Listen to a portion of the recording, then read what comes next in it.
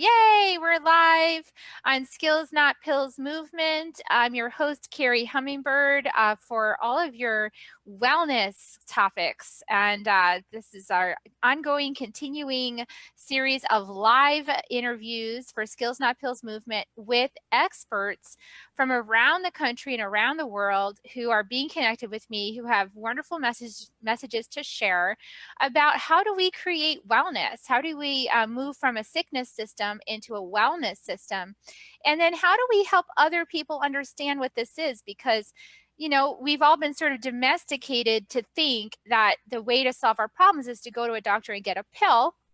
And we're waking up now. Many of us have already woken up for a long time, but, you know, waking up to realize that, well, that's not exactly true. While that is helpful, you know, for immediate fixes for things, there's actually a whole range of experts you can consult with for holistic and wellness so that you never get in the place where you got to go to the doctor and get a pill. So that's what we're here about in Skills Not Pills movement. And today I'm excited to welcome Cheryl Hanley, Dr. Cheryl Hanley of Creedmoor Wellness Center. Welcome. Thank you for being with us today. Thank you for having me. I am so excited to be here. I know you are. We had such a great conversation. That's one of the reasons I invited you on, because you have such a unique story. So today we're going to talk about ways to step outside societal norms to create wellness in yourself, your family, and your community. Learn how to change deeply rooted generational beliefs and habits by understanding that everything is a vibration. The story of how healthcare professionals can change the paradigm and share holistic options to a pill-oriented society. So Dr. Cheryl Hanley is a smarty pants. She graduated magna cum laude from Cleveland Chiropractic College in Kansas City in 2005 and hasn't looked back since. She founded the Creedmoor Wellness Center in the unlikely rural town of Creedmoor, North Carolina, over 10 years ago. And we're referring to this a little bit like podunk, right? Because small communities that they may not have exposure to things that they have in big metropolitan areas. So she took this into a wonderful community in Creedmoor, North Carolina, and started shifting local mindsets. And she now has a thriving practice. And you can check that out, creedmoorwellness.com, if you're interested. And I know that many of you holistic practitioners are going to be super interested in hearing what Dr. Hanley has to say about how she did that. So tell us a little bit about your story first. Tell us, like, how did you get into chiropractic? What was your journey? Just a few minutes on that so we understand, you know, who you are and why you got started doing what you're doing. Well, thank you so much. My beginnings came through family experience. My dad was that person that was caught up in the medical model. I've been blessed with abundant health, and I'm so happy about that. But my dad was just one of those people that was told when I was 5 years old that he had 5 years to live. And so I lived my entire life out of that fear paradigm of, am I going to lose him? Am I going to lose this rock in my life? There's got to be another option, you know, drugs, surgery, on and on. And in my quest for something different, right towards the end of his life, I found chiropractic, and I found the power of chiropractic and how affecting our nervous system could affect our life, and that it was new, it was different to me, it was outside of that societal norm of just, hey, there's a pill for every ill. There's a pill for every ill. Yes, that is so true. That's the way a lot of us think. And well, we think that way. Why? Because we've been kind of raised to think that way, and we've been domesticated to think that way by advertising and all the television ads and all that kind of stuff. So you got into chiropractic and you found some personal wellness with that, I'm sure. Absolutely. But you also learned some other modalities too. Tell us a little bit about the other things you practice at your wellness center. So chiropractic is my main modality. I also do acupuncture. I do extensive amount with nutritional counseling. My latest avenue of exploration, I guess is the word, is through functional neurology. Ooh, what is that? What is functional neurology? Functional neurology is using the brain as the basis for everything, because it controls our entire body. And then using a holistic approach, the body doesn't just operate as one system. It's not just your heart. It's not just your lungs. It's not just your skin. It's not all that stuff. So functional neurology puts all of that together and allows us to evaluate the whole patient, not just a symptom that they're experiencing. Because really the difference, I think a lot of Western medicine is set up for figuring out, how to fix a symptom, right? But not necessarily taking the time to explore all the avenues to figure out the root cause that's creating that symptom. So what you're saying is that you're actually looking for the root cause through the combination of these modalities. Yes, ma'am. I mean, what's the number one thing? Just because I have sciatica, it's a common thing that we all talk about. Just because I have sciatica, is that because there's just something wrong with my spine?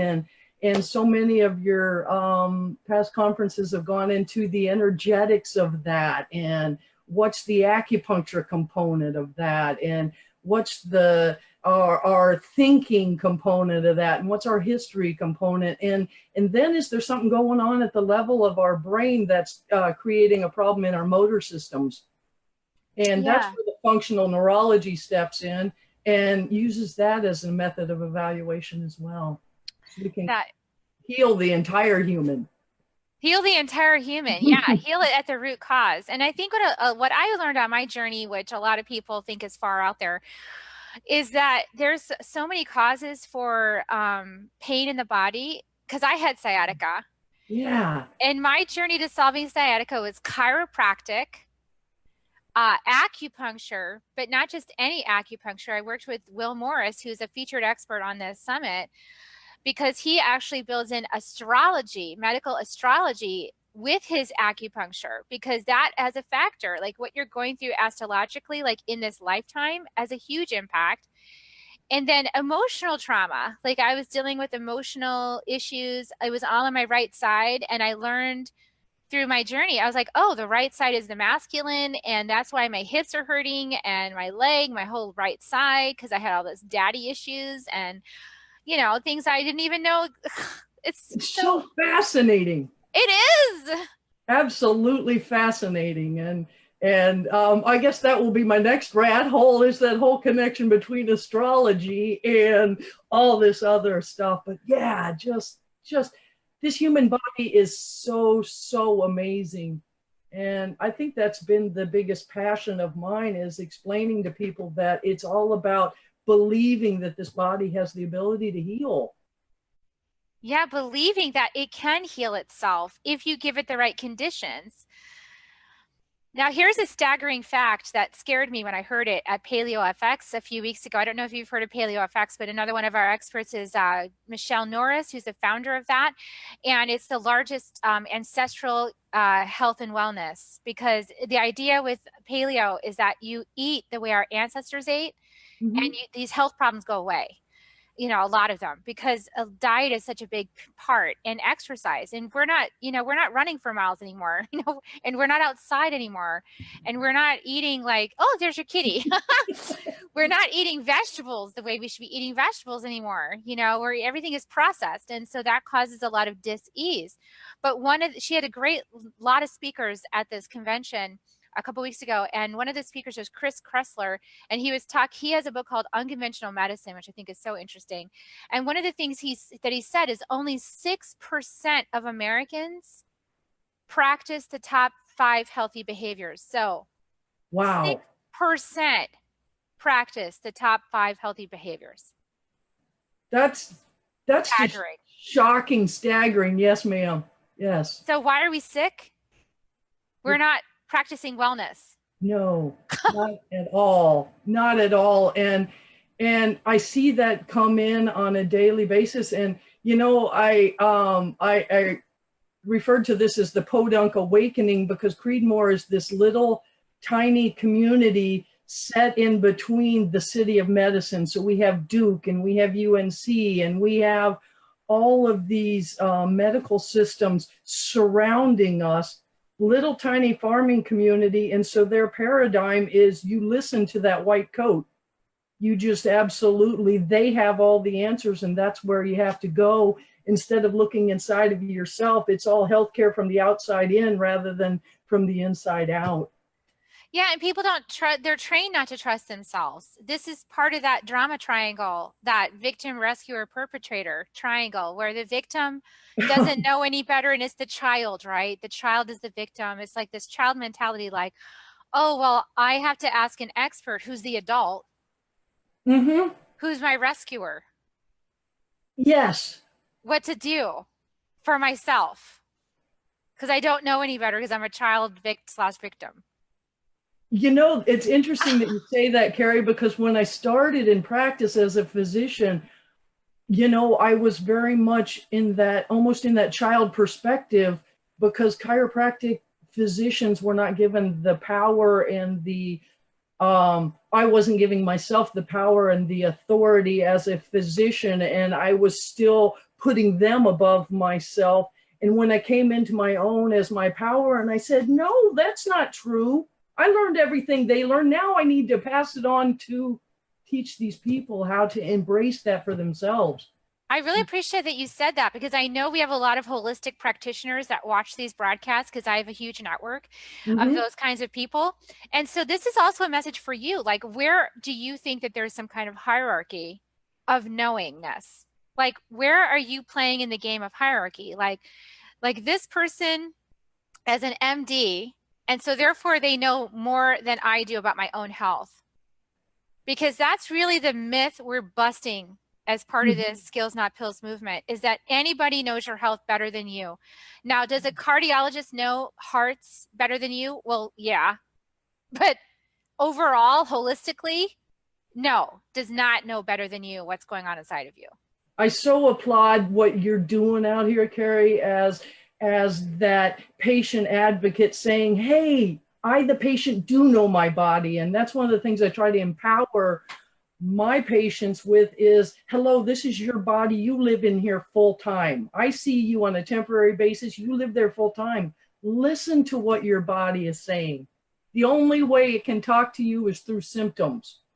And those symptoms don't always need a pill. Those symptoms just need you to listen to them. Yes, listen. So do you teach? So, okay, I'm going to go down a rabbit hole now. So first, before we go there, because I want to ask what you tell clients, like how are you teaching clients? But I know the big story that's going to interest the lot of our holistic practitioners is, how did you create community buy-in for your wellness center in a community that clearly was indoctrinated in the pill mentality and like the doctors know best? How did you do that? Like, what was your experience like founding Creedmoor Wellness Center? I think in many ways it was a lot of banging my head against the wall going, how do I get through to these people? And I think what I really had to do was get through to myself and realize that it was almost like an abusive relationship that these people were in with the medical society, and not saying that from the paradigm that the doctors were abusing them, but were robbing them of their power. And so I guess my philosophy has become empowering the patient with the ability to take control over their body, to understand that their body is talking to them. And I tell them, what I do is interpret symptoms for you. You don't necessarily know what all these mean, but if you'll share them with me, together we can understand the story your body is telling, and then from there find solutions to what's working or what's not working. Okay, great. So you started building conversation. So you opened the idea in the people in the community that, hey, you actually know a lot about your body's experience. Amen. Amen. Yes. And so did you do like educational talks, or was this kind of one-on-one, like a slow sort of one-on-one conversation with people? How did that play out? So I want to say that it's that there were a lot of things that played into that. So there was a lot of one-on-one conversations. I take a lot of time in the beginning when I'm first establishing a relationship with my patients, teaching them about their body and talking about the things that their body is saying to them. And then, of course, there's the word of mouth. And a patient success would lead to another patient success. And sometimes it seems like that was the entire building. The other thing that I do that I think that is really, really powerful is we have what's called an open adjusting time. So there's times during my day that I adjust people and everyone shows up at that time. And that time is a time for us all to be happy and to be joyful, to receive healing at that time, but creating a culture, an environment of healing. And a lot of times the patients come in and they say the happiest time during their day is when they're in our office, because their joy, there's the vibration of joy, which, as you know, is the vibration of healing, which is the vibration of happiness. And you can't separate one from the other. And I guess it's about teaching them that that's a possibility. Here is the vibration, experience the vibration for yourself. Now live vibration. I heard you say on some other summits, just choosing to be happy rather than choosing to be sad. It's such a powerful thing. And so a lot of it is just doing that mental work with them and allowing the happiness. I loved your interview with the neurologist, James Garrett. Oh yeah, he's great. Yes, he was amazing, and just getting into, okay, this is what our brain is capable of, but how do I create that plasticity? How do I take it to the step where I'm living in that happy place rather than that fear, doubt, and disbelief place? And for me, the greatest amount of healing in our community, I do believe, is giving that power to the people and having them realize that they have it within themselves. Yeah, and letting them find out this sort of magical journey. I'm sure your patients have gone through that magical step that I went to when I realized, oh, wow, like this has something to do with my father's, and my trauma there. Like, oh, it's my right hip. Like, no wonder that hurts. And then as I release emotion around it, it starts to feel better. And I start to go, wow, I can't believe that had to do with something that happened to me so long ago. And then I felt emotion about it. And now it feels better. And yeah, it's funny you say that, Carrie, because sometimes in the healing, people come to me in small town, they go, chiropractor. Okay, I'll go to the chiropractor. I have sciatica. And it is that just slow evolutional journey about explaining to them, now, do you understand this pain is coming and it's going, it's coming and it's going. Start looking how this is related to how you're feeling, what you're thinking. And sometimes it's only through that repetition that they start going, oh, I get it. It is tied to this relationship. Or I'll ask them, sciatica, the pain keeps coming. Why doesn't it go away? Well, what's going on with your family? What's going on with your relationships in your life? How are they playing into this? And they start awakening to that. Because, we can tell people a lot of things, but until they really start feeling it and experiencing it within their own body, it's all for naught, it seems. Yeah. And listening to their inner guidance is what you're really teaching them, how to have awareness. You're just not saying it, but you're teaching them awareness and inner guidance and inner intuition and listening. Yes. So I know that you live, you're in a small town, and there's in North Carolina, and there's probably some fear around listening to inner guidance, or some fear around that. How did you cope with that? How did you address that fear of like, oh, I don't know if I can listen to these, to these voices or to this or that? Like, how did you address some of that? I'm chuckling because I would have patients come in and they would be, I'm a Christian. Can I do this? Can I have chiropractic? Yeah. Yeah. I'm a Christian. How does that work with applied kinesiology? How does that work with muscle testing? How does it work with all these things? And so I guess another big part of the awakening is meeting the patients where they are. If it's a mental block because of religion, is it a mental block because of the dogma of allopathic medicine? And so, being with them, that this is all about listening to the heart of who you are. your heart energy, listening to spirit, and spirit is about intuition. That's not heresy. That's the gift that God gave us. If you want to give, you know, whoever your creator is, that's the gift that we were given. And yeah, it's been quite a journey trying to figure out how to share that gift with people. Yeah, but you've done it. You've done a great job. And I know that what part of what we talked about on the phone was just setting that, you know, for all the practitioners out there who might be in a difficult community that's having challenges embracing what you do, and how you explain it and how you talk about it is really, I think, what we talked about is creating that safe container, you know, creating that safe, high vibration space where people know that they are safe and held. And so tell us a little bit about how you created that safe space at Creedmoor Wellness. So we try to create an environment that's inviting. We have animals in the practice. We use crystals because of the vibration, and we have crystals set out throughout the office. Laughter is huge, and we don't encourage a sterile environment. So we encourage human interaction.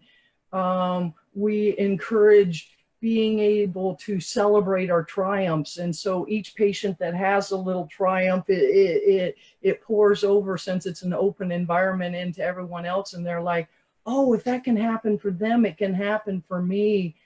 And creating something of believability. And it's just a place where miracles happen. And we tell people, we set in their mind, please expect miracles because your body is miraculous. Please expect miracles because your body is miraculous. That's a good one. I just made it up. Really true. I believe that. I know it because I've experienced it. You have experienced it. But I opened to miracles and then they happened. So they happened. Why? Because my mind was set to create miracles. Yes. And so giving it, it's so much about permission. And it's like when they walk in the door, I'm the first time that these people have been given permission to be the authority of their body. I'm the first time they've been given permission to be happy in a doctor's office, to be who they are, to have fear, to question what I'm saying, not because it's about my ego, but it's about their misunderstanding. So they have the ability, so you encourage questions. I think that's another good part to bring up. So people that maybe are accustomed to, you know, just sort of being told, like a student to a teacher, you know, here's what you do, you know, and maybe don't raise their hand and say, I don't understand that. So how do we get people to raise their hand and say, I don't understand that part. I want to understand that better. Or I'm going to buy into that. Because I know this is one of the conversations that I've had with Dr. Neha Sangwan, who has a book called Talk RX. And she's talking about, you know, patients really realizing that they are empowered in their health to ask more questions of the doctor if they don't understand or they don't agree, or to ask for other options. And for doctors to realize if patients aren't saying, yes, I'm going to do this by this time, that you don't actually have an agreement with that patient. Because they're just like kind of overwhelmed and they're going to leave and they might not do the thing that you're telling them that they need to do. So there's no traction being made. So tell us a little bit from your perspective that, you know, doctor patient client relationship, how could that be better? God, that's a good question. It's a really, really good question, because it's something that I know it challenges us all. And I have to keep coming back to the biggest thing that we do is we keep encouraging patients to come into the space, because when they're in the space, then them being in that vibration of healing, that space of healing, then it gives them the permission to ask those questions. Because I feel like these people, they're so used to the insurance paradigm of, I'm talking to my doctor while they're typing on their computer. I'm not getting any face-to-face time. And I'm saying, no, you need to question this. And so it all just comes back to, for me, giving them permission. And I am just amazed at how, going back to what you said earlier about just being that child. So I'm grabbing a hold of them as the parent physician, saying, you have permission to ask questions. This is how your body is showing up. These are the possible connections and the reasons why it's doing what it's doing. This is how you've been treated. This is the possibility of treatment. What do you choose? And when I can give them enough understanding, they all choose what's in their highest good, which is to let their body heal, rather than what's not necessarily in their highest good, which is the pill, potion, lotion for whatever is ailing them. I think the danger we have as practitioners and wellness providers and people on this forefront of the Skills Not Pills movement is that we are really inviting people to a whole new paradigm, which is very different than the existing paradigm. And it can create that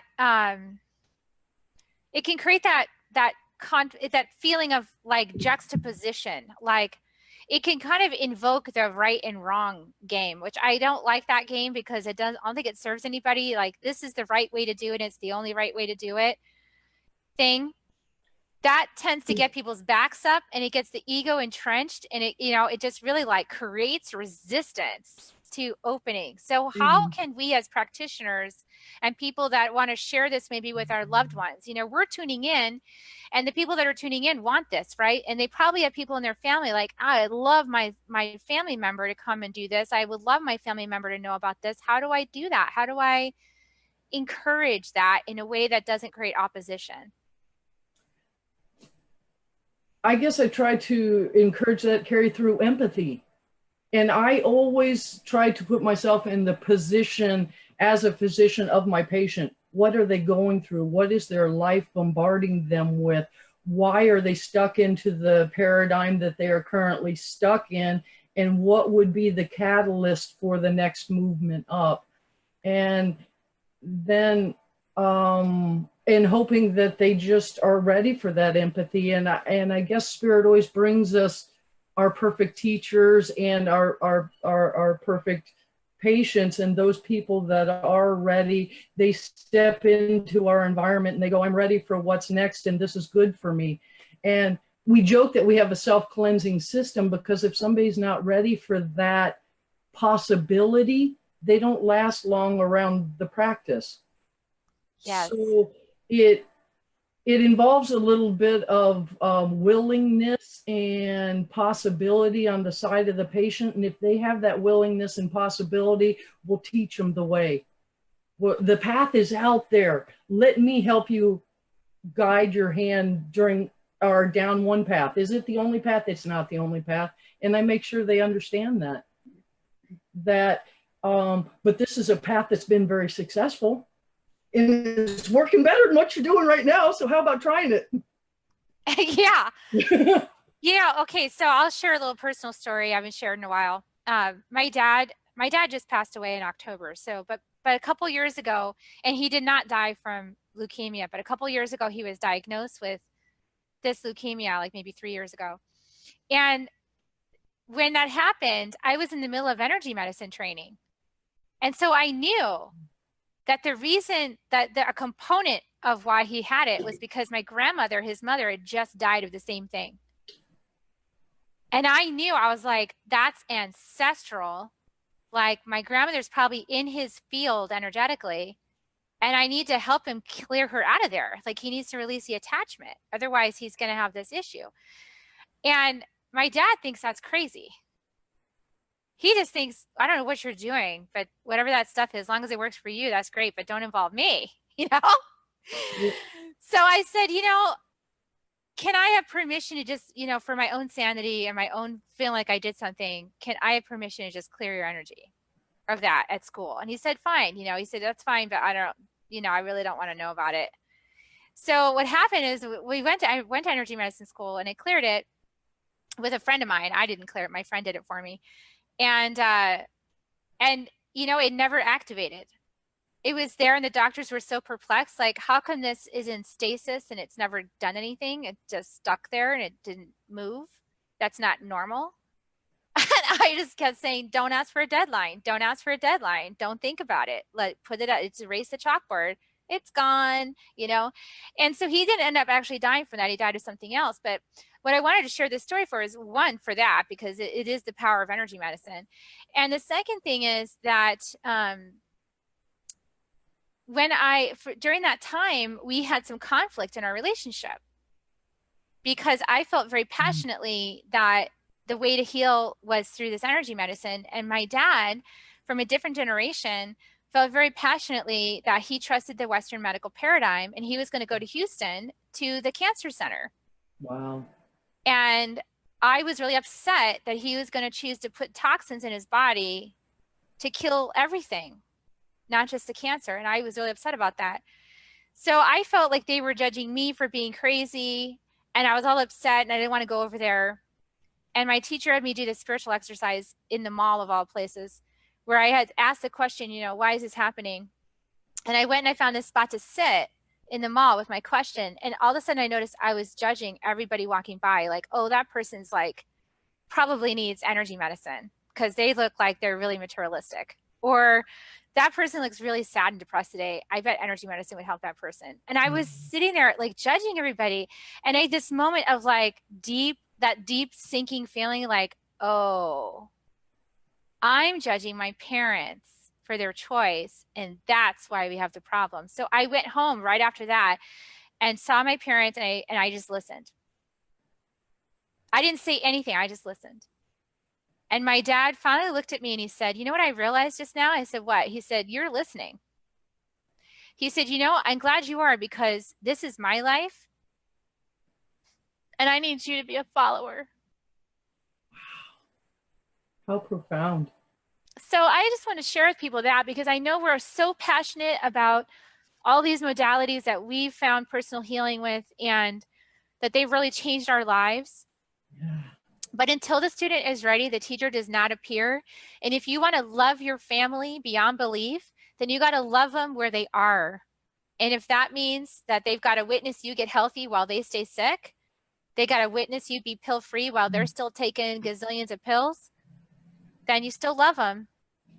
How profound. Carrie, thank you for sharing that story. Yeah, absolutely. It's so true. And as a physician, it's easy for me to step in and judge my patients. You are so right. It's so easy to do this. You should do that. You should do this. You should do that.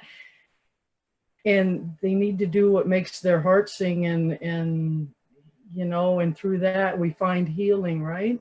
That's right. That's right. And you know, I'll tell a little summary on that story is before my dad died, about 6 months before he died, he'd started doing acupuncture. And it wasn't because I was telling him you should do that or anything. He started doing it. He did a couple of like Reiki energy sessions with someone. Wow. I was like, wow. Yeah, we don't know how we're gonna, that's something I've definitely learned. We never know exactly how we're gonna show up in someone's life and what difference. And I just try to stay strong in that this body is amazing. And I never try to put it on me. It's always, this body is an amazing conduit of healing. We just have to tap into what resonates for us in that paradigm of healing. Yeah, wow. Well, I know that you've done a great job opening people's minds because your practice is thriving in 10 years and you've, I don't know how many patients you have now, but you've got a very thriving practice. It's solid and you're looking to the next level. Like, how do I get out there and be of service? So, yes.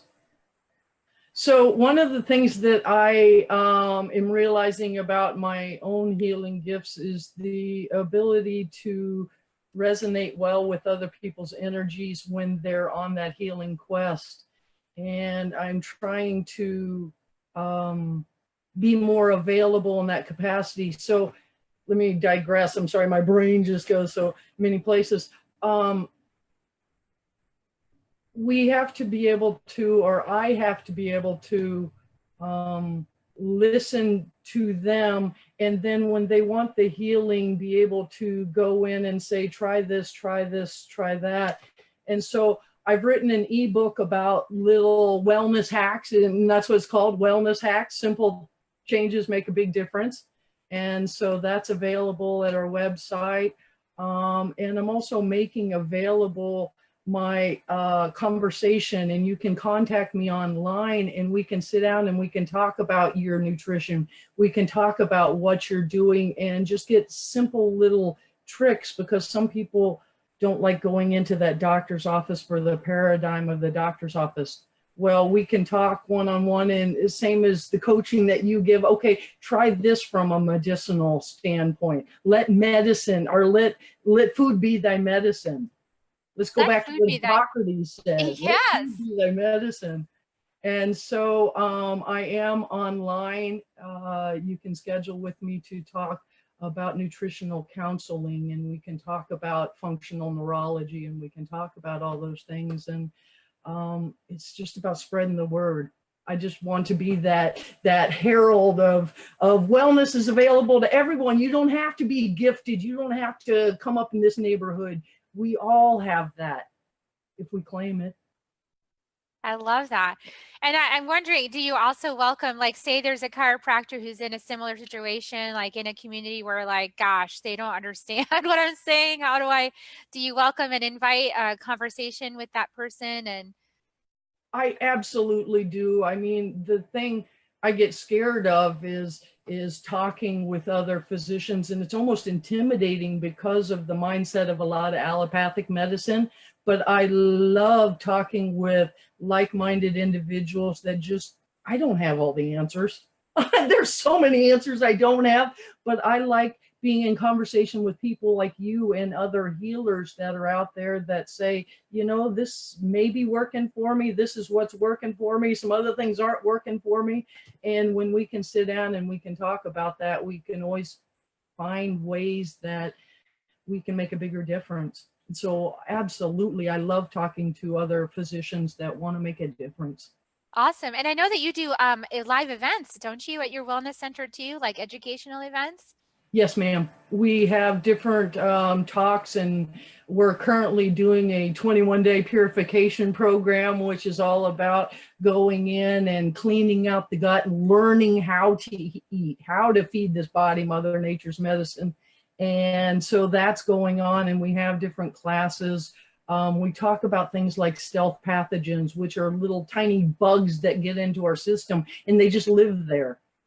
And then they pop up at inopportune times and give us problems. So we talk about all the possibilities that exist in this body, and so I'm available for in-house talks. I'm available to go out and speak to people out in the public, available on the phone, any way that I can talk to people. And sometimes I'm not very technologically savvy at all. I know this is like your first live interview, so I just want you guys to recognize Dr. Cheryl. Everyone can do this. Oh, yes, you have to look at the dot. Not anyway. Yeah, I've done telephone interviews and things like that, but the video is new, and we all get to step outside of our comfort zones in order to make a bigger difference. And that's where I needed to go. I need to get out to the masses and sound my trumpet that everyone deserves wellness. And when our society is healthy and we're living in that vibrant place, we're happy, and happy people don't shoot one another. Happy people don't disagree with their neighbors. Happy people are fun to be around. And life is a beautiful gift, not to be wrapped up in this symptom or that symptom, or I can't do this because this hurts, and I can't do this because my doctor told me I couldn't do that. No, life is supposed to be lived to the fullest. In With great curiosity. Yes, with vibrant curiosity. Yeah, we just need to go out and experience love, life, joy, and anything that I can do to promote that idea. Awesome. Well, so you can access Dr. Cheryl's hack ebook, Wellness Hacks, at her website. And is that I just want to be sure that I'm saying it correctly because it is in the link here, but creedmoorwellness.com, Yeah. CREEDMOOR wellness.com. And is it right available on the front page? No, ma'am. You have to go into the, oh, see, here comes my technological savvy. No, it's not available on the front page, but it's under the educational forums. And there's also a link to our YouTube channel, and there's some videos on there. So the wellness book is under the, what do you call it, tools. Tools. Okay, I'll find it and I'll put the link up here in the broadcast on the Thank you. Facebook. No problem. I'm sorry. I'm technological. I have 25 years in high tech, so I'm Thank you. technologically savvy. So I will post that for you, and you guys can also go to her website and schedule a time if you want to have a chat with her. If what she said has really opened you up, like, oh, I want to know more about my wellness, then feel free to do that. You don't have to live in North Carolina to communicate with Dr. Cheryl, right? So Not at all. Not at all. yeah, awesome. Well, thank you so much for sharing your wisdom with us today. I really appreciate you being on the show, and I hope that you stay with our movement and we'll keep working together, see what unfolds. Thank you for your heart, your passion, and everything you do, Carrie. Thank you. Thank you so much. Have a I'll talk beautiful to you day. guys later. Bye, Bye-bye. everybody.